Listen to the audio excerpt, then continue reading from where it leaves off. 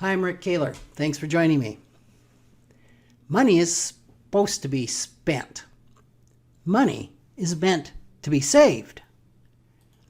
Now, we may not hear talk show participants shouting these opposing views at each other with the same level of anger that characterizes some of our political rhetoric. But the core polarization that pervades so much of today's society also shows up in people's beliefs about money. I saw this polarization recently in a conversation with a group of friends in Europe. The topic of money came up, as it often does when people find out that one of my specialties as a financial advisor is financial therapy.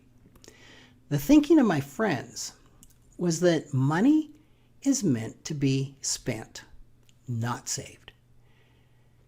They actually felt that people who saved money were faithless and greedy hoarders who, by their saving, actually threatened the economic system.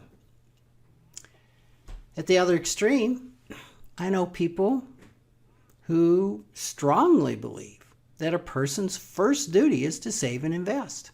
According to them, those who don't save as much as possible for emergencies and retirement are foolish, deluded, irresponsible, destined to live out their last days in poverty. My friends who embraced the money scripts that money is to be spent, not saved, are likely to also hold a money script that the universe will provide. They tend to fall into a category that we label money avoiders. Those who embrace the money scripts that money is to be saved and not spent, who also believe one can never really have enough money, are in the category of money worshipers. Like most other forms of polarized thinking, neither of these extremes is right, nor is either belief wrong. Money does need to be spent. The health of our economic system does depend on transactions. It's important that money flows through the selling and the buying of goods and services.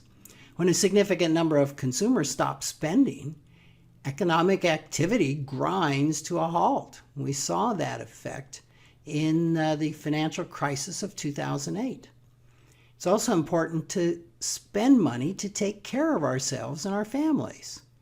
Saving or investing money to a point where we go without adequate food, shelter, health care, or similar necessities is not healthy. But money also needs to be saved to provide a cushion against emergencies and to provide for our needs in retirement. My European friends enjoy a higher certainty of adequate income in retirement.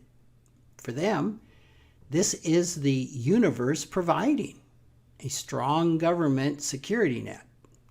However, those that live in many Asian countries are assured very little, if anything, in the way of retirement income or a security net. For them, the universe comes up short and depends upon the generosity of family to provide. Saving in an Asian culture is therefore much more important than if you live in a Scandinavian country. Saving and investing for retirement is important for those of us in the U.S. as well. Without it, we face two dubious prospects. We can depend on family to provide, or we can eke out a meager living on Social Security payment of, say, around a couple $1,000s a month in retirement. Those who are not polarized around money understand that both spending and saving are important for financial health. They can balance their spending and saving, applying both when necessary in their own lives.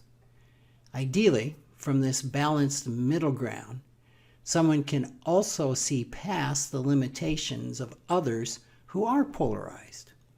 Those who believe money is meant to be spent or money is meant to be saved have a worldview that results in such an extreme position as that. Labeling them as wrong, though, is not a useful way to try and shift anyone's polarized beliefs. Thanks for joining me.